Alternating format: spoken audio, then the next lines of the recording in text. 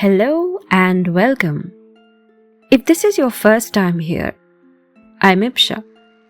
And if you've been walking these streets with me for a while, I'm glad you're back. You're listening to Vixen Beyond the Veil. You know how these stories work. They don't rush. They don't announce themselves loudly. They wait until you're still enough to listen. Beyond the veil, some truths don't belong to the past. They walk beside us, through crowded streets, through forgotten lanes, through places where history learned how to hide in plain sight. Not every monster announces itself. Not every crime is what it first appears to be. And not every line between right and wrong is as solid as we'd like to believe. Tonight's story begins in a place that knows how to keep moving. Burrabazar. Loud, crowded, relentless. A place built on routine, repetition, and the quiet agreement that chaos can be survived as long as it follows certain rules. But sometimes the rules are broken. Sometimes the city pauses long enough to notice that something has gone wrong. Tonight's story is called The Butcher of Burrabazar, and this is part 1, The City That Bled. So settle in, breathe a little slower. The world outside can wait. Let's step beyond the veil and begin.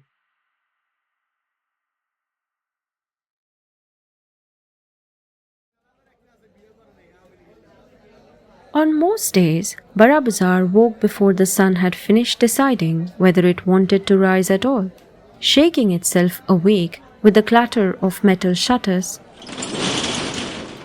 the bark negotiations of wholesalers who had known one another for decades and still mistrusted each other deeply.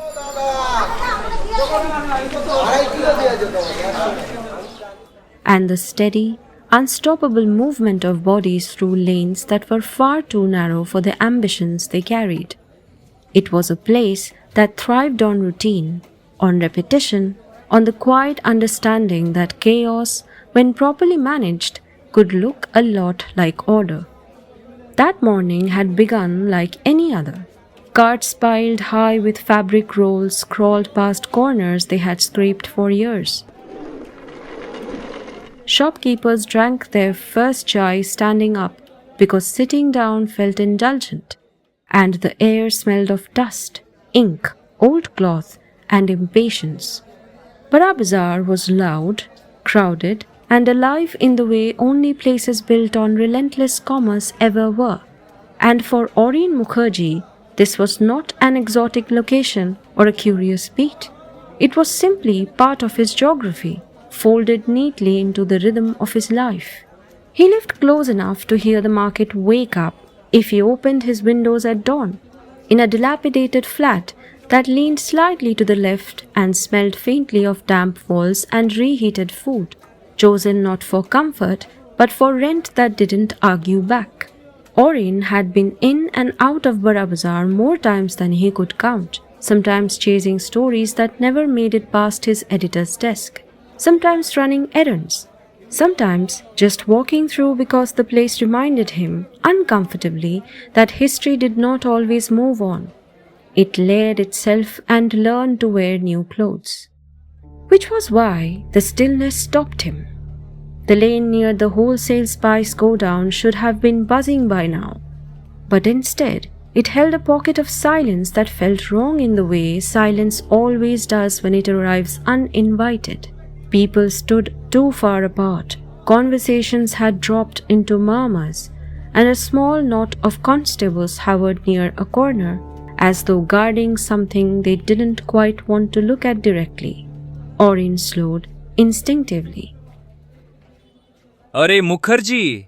Someone called out, and he turned to see Constable Pervez waving him over with the casual familiarity reserved for locals and regular nuisances. Didn't expect to see you so early. Didn't expect to see you all standing around like this either. Arin replied, already pulling his notebook out of habit rather than intention. He was dressed as he usually was for field days.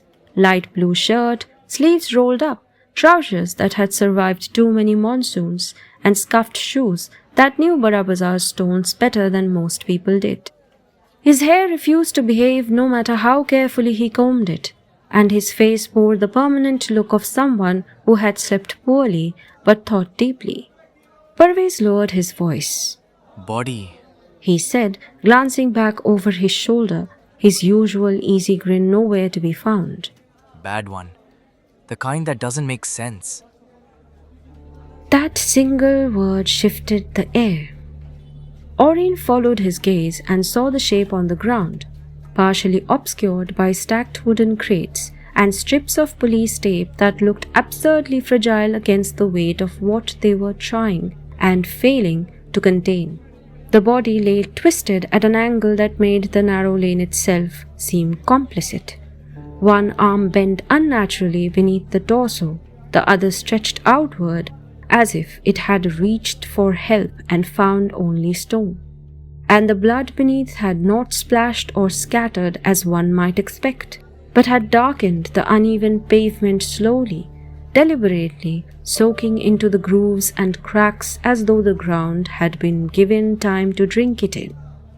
The man's clothes were torn in places that did not immediately suggest a struggle, the fabric pulled apart with unsettling precision rather than desperation, and his face, pale beneath the grime of the street, was frozen in an expression that unsettled Arin far more than terror would have, because it looked less like fear and more like recognition, as though the final moments had brought understanding rather than surprise. There were marks on the body that the constables were carefully avoiding naming out loud, wounds that did not align neatly with blades or blunt force, placed too deliberately, too evenly, and nearby, scratched into the stone with careful insistence, were symbols that looked at first like meaningless scarring, until the eye lingered long enough to notice the symmetry, the intention, and the uncomfortable sense that whatever had been written there had been meant to be read. Who found him? Arin asked quietly. Night watchman. Parvez said. Nearly fainted. Poor fellow. There were no names yet, no whispered theories worth repeating, but Arin felt the familiar tightening in his chest, the one that came whenever a story refused to announce itself neatly and instead demanded patience. He took a step closer, careful not to cross any invisible lines that would earn him a sharp rebuke or a lecture about procedure, and it was then that he noticed the markings scratched into the stone nearby, deliberate, symmetrical, too precise to be accidental, etched not with the frantic desperation of a last struggle, but with a steadiness that suggested intention. Around them, Burrabazar had begun to gather itself, curiosity spreading in slow, cautious ripples rather than a sudden rush, shopkeepers edging out of their doorways under the pretense of rearranging goods, delivery boys pausing longer than necessary, and neighbors forming small clusters that spoke in half murmurs and unfinished sentences. No one asked questions loudly.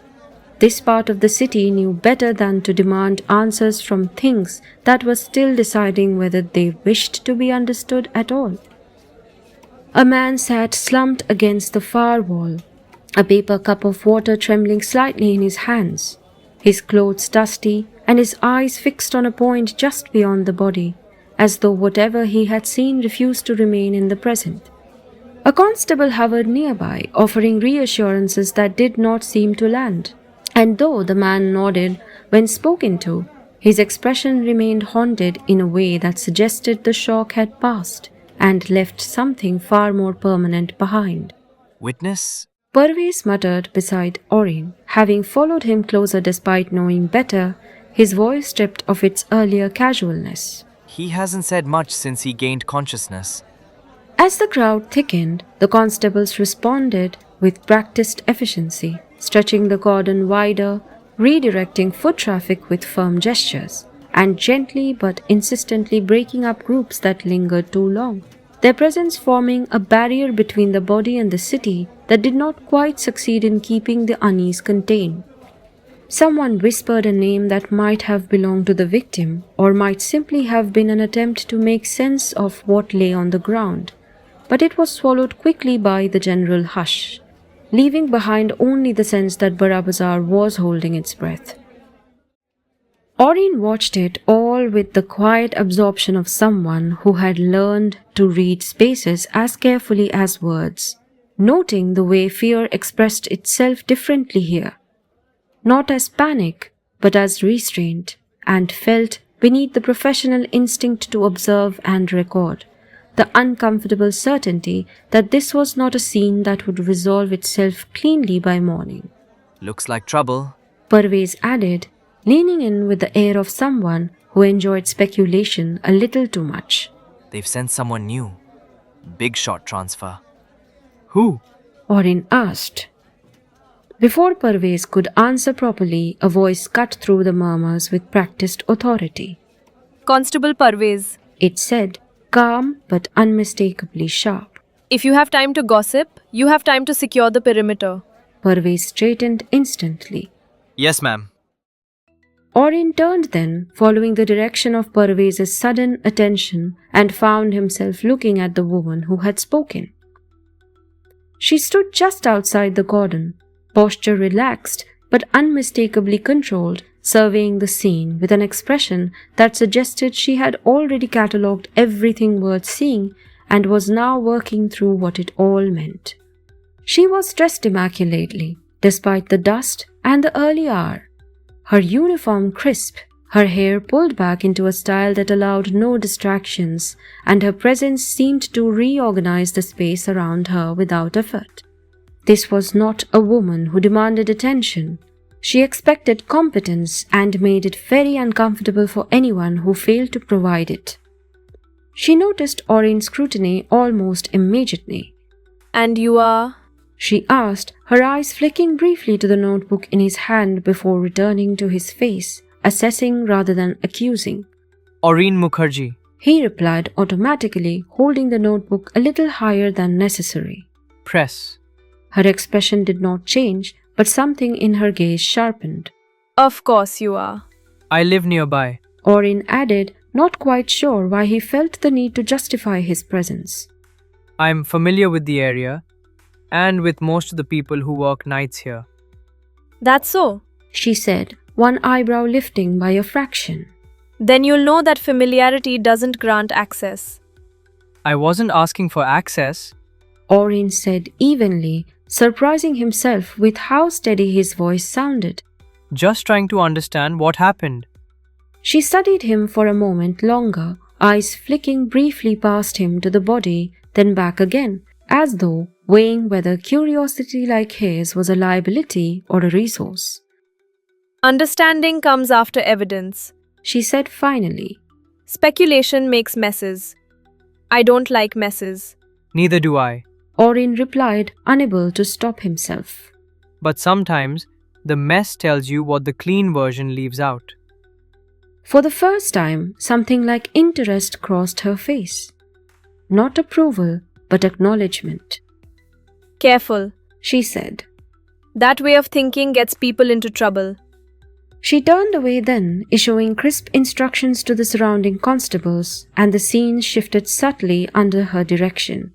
Movement replacing murmurs, purpose replacing hesitation. That's the new ACP, Rhea Sen.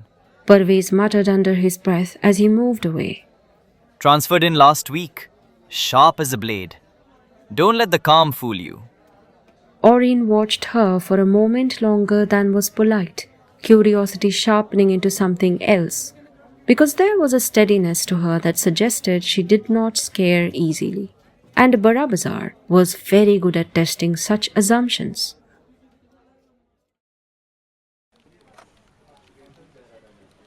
By the time Arin reached the newsroom later that morning, the city had already begun to pretend nothing was wrong. The office smelled of stale coffee and impatience. Keyboards clattered like insects. and no one looked up when he took his seat because Arin Mukherjee was not, by any reasonable metric, someone whose arrival changed the temperature of a room. He was 32, a junior crime reporter by designation if not by opportunity, and the son of parents whose names carried more weight in legal circles than his ever had in journalism. His father, a retired High Court judge, still introduced Arin as finding his way, as though direction were something that arrived late if one waited long enough. And his mother, once a celebrated criminal prosecutor, had stopped asking when he planned to do something more stable, her silence carrying more judgment than any argument ever had. Law school had been a brief, disastrous experiment, abundant not for lack of ability, but for lack of belief. And journalism, idealistic, underpaid, endlessly frustrating, had seemed like a rebellion that made sense at the time. It had not made him rich. It had not made him respected. It had made him attentive. His personal life had followed a similar trajectory. His long-term girlfriend, who had once claimed to admire his principles, had eventually grown tired of waiting for them to pay rent, leaving with a careful explanation about ambition and security that Arin understood well enough not to argue with, even if the quiet that followed had lingered longer than he liked to admit. Burrabazar again? Shamor Banerjee said from behind him, materializing with the timing of someone who enjoyed bad news. Shamor was the editor-in-chief, late 40s, permanently unimpressed, and allergic to stories that could not be defended in a meeting with advertisers. One body so far. Arin replied carefully. Unusual markings. Shamor exhaled. So far. He echoed. Write it clean. No drama. And Mukherjee, don't chase ghosts. We don't have space for them. Arin nodded, because nodding was easier than arguing, and began to type, though his thoughts kept drifting back to the way Burrabazar had gone quiet around the body, as though the city itself had paused to take note. That evening, long after most of the newsroom had thinned out into scattered islands of glowing screens and tired ambition, Gopalda moved quietly between the rows of desks with his broom, his presence so unobtrusive that people often forgot he was there until the floor beneath their feet was suddenly clean. Arin noticed him the way one noticed things that had learned to be overlooked on purpose. A slight stoop that came more from patience than age, a face lined not with bitterness, but with the soft creases of someone who had smiled far more often than he had complained, and eyes that carried a calm, steady attentiveness that made it feel inexplicably as though he were always aware of more than he ever let on. Gopalda had worked the night shift for as long as Arin could remember, arriving just as the newsroom shed its daytime noise and settling into the quiet hours with a kind of gentle authority, greeting Arin every evening by name without fail, asking after his health with genuine interest, and occasionally leaving a cup of tea on his desk without comment when the hours grew long and the stories refused to cooperate. He spoke little, but when he did, it was with the careful economy of someone who understood the weight of words, and Arin had learned, without ever quite realizing when, that it was worth listening. He paused beside Arin's desk now, resting briefly on the broom as his gaze flicked to the screen, and smiled faintly, the expression carrying neither curiosity nor judgment, only recognition, as though he knew the shape of the thoughts that kept people working long after they should have gone home. Careful with stories that don't want to be small, he said gently. Arin looked up. Do you think some stories wait? He asked, unsure why he was asking at all. Gopalda shrugged, sweeping on. Everything waits. He said. Some things just have longer memories. Outside, Burrabazar settled into night again, and somewhere within its layered streets, the city prepared to bleed a second time.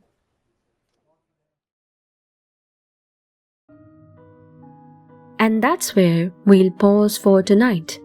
The city has noticed something it can't quite explain. And once that happens, silence stops being neutral.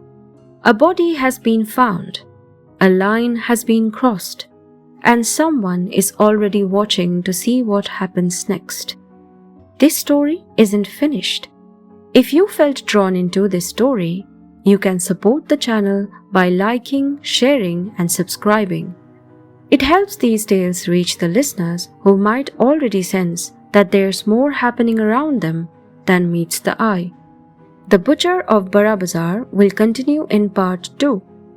Until then, thank you for listening, for staying with the quiet moments, and for trusting me to guide you here. I'm Ipsha.